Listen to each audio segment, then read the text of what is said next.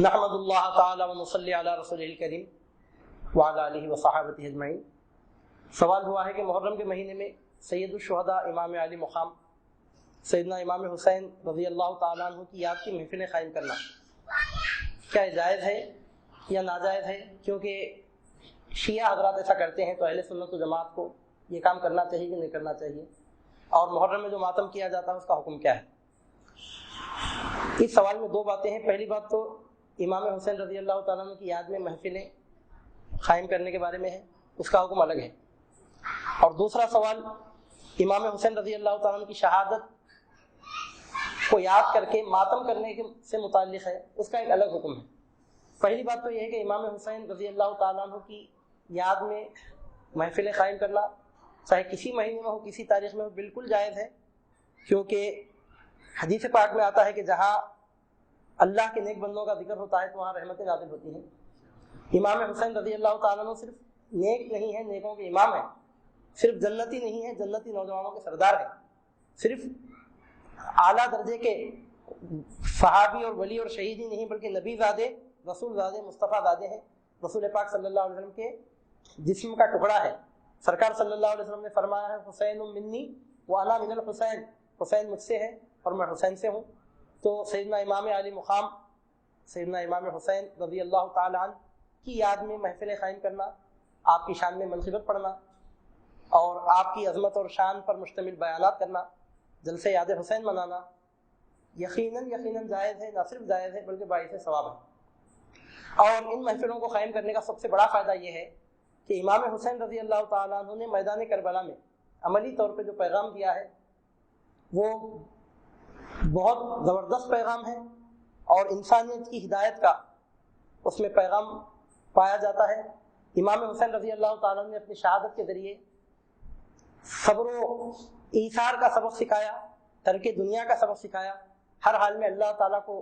راضی کرنے اور اس کی خوشنودی حاصل کرنے کا سبق سکھایا، اور اس واقعے میں مسلمانوں کے لیے زبردست نصیحت ہے کہ کس طرح بندے مومن کو ہر حال میں صبر کرتے رہنا چاہیے اور اللہ تعالیٰ کی رضا اور اس کی خوشی کا طلبگار رہنا چاہیے۔ امام حسین رضی اللہ تعالیٰ عنہ نے کربلا میں جو اقدام فرمایا در حقیقت صحیح مسلم شریف کی ایک حدیث کی عملی تشریح ہے۔ صحیح مسلم شریف میں حدیث ملتی ہے کہ حضور نبی کریم صلی اللہ علیہ وسلم نے فرمایا کہ تم میں سے اگر کوئی کسی برائی کو دیکھے تو اسے چاہیے کہ ہاتھ سے روک دے، اگر ہاتھ سے روکنے کی طاقت نہ ہو تو کم از کم زبان سے برا کہے، اگر زبان سے برا کہنے کی بھی طاقت نہیں ہے تو کم از کم دل میں برا مانے،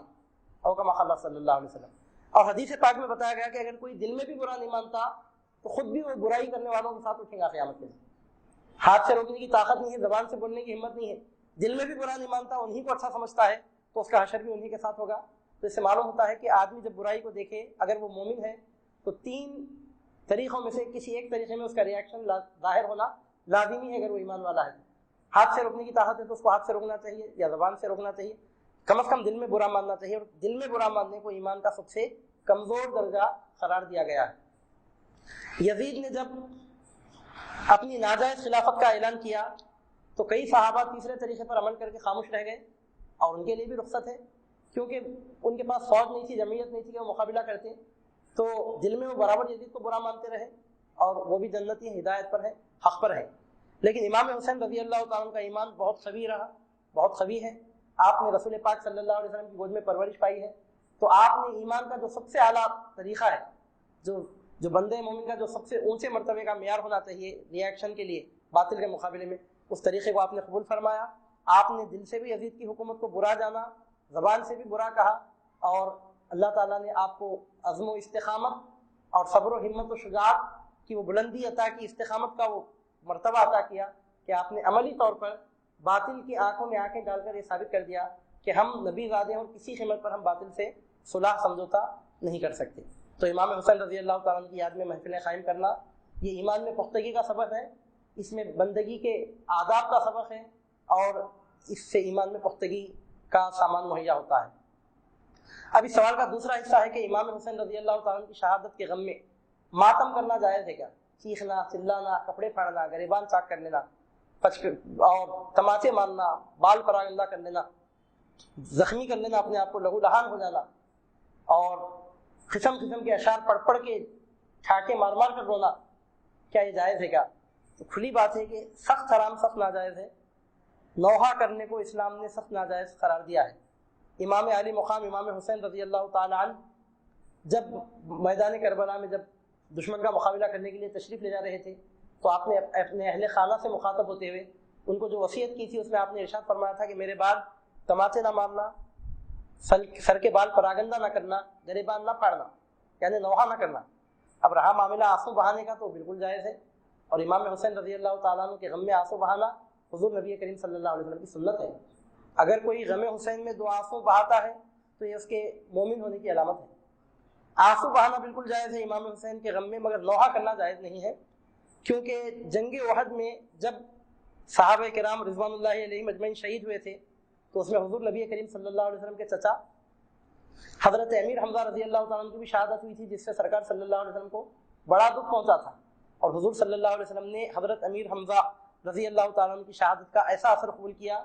روایتوں میں آتا ہے کہ حضور صلی اللہ علیہ وسلم بڑی آواز سے رونے لگے، عادت مبارکہ کے خلاف. ایسا روئے کہ آپ کی آواز ظاہر بھی روتے وقت، اس حد تک آپ کے قلب اقدس کو صدمہ پہنچا.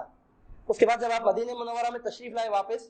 تو صحابہ کے گھروں میں کوہرام مچا ہوا تھا، اور کئی گھروں میں لوگ اپنے مقتولین، اپنے شہداء کو یاد کر کے رو رہے تھے. تو حضور صلی اللہ علیہ وسلم کی زبان مبارک سے نکلا کہ لوگ کئی مقتولین پر رو رہے ہیں، حمزہ پر رونے والا کون ہے؟ جب مسلمانوں تک یہ بات پہنچی تو پورے مدینہ منورہ کے مسلمان حضور نبی کریم صلی اللہ علیہ وسلم کے گھر کے سامنے جمع ہو گئے، اور تمام اہل مدینہ نے مل کر زبردست انداز میں نوحہ کیا، یعنی چیخا چلایا، گریبان چاک کیا، خوب ماتم کیا حضرت امیر حمزہ رضی اللہ تعالیٰ عنہ کی شہادت کا. تو اس کے بعد حضور صلی اللہ علیہ وسلم گھر کے باہر نکلے اور آپ نے ان لوگوں کا شکریہ ادا کیا کہ آپ کے غم میں وہ شریک ہوئے.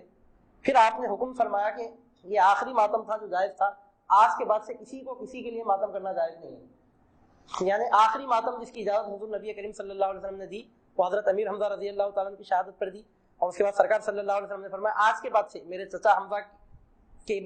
شہادت کے بعد اب اس کے بعد سے کسی کی شہادت کے لیے ماتم کرنا جائز نہیں ہے، نوحہ کرنا جائز نہیں ہے. تو اس سے اس بات کا پتہ چلتا ہے کہ حضور نبی کریم صلی اللہ علیہ وسلم نے منع فرمایا ہے اس بات سے کہ کوئی کسی مرنے والے پر نوحہ کرے. اور رہ گا امام حسین رضی اللہ تعالیٰ عنہ پر ماتم کرنا، یہ بات تو عقل کے بھی خلاف ہے.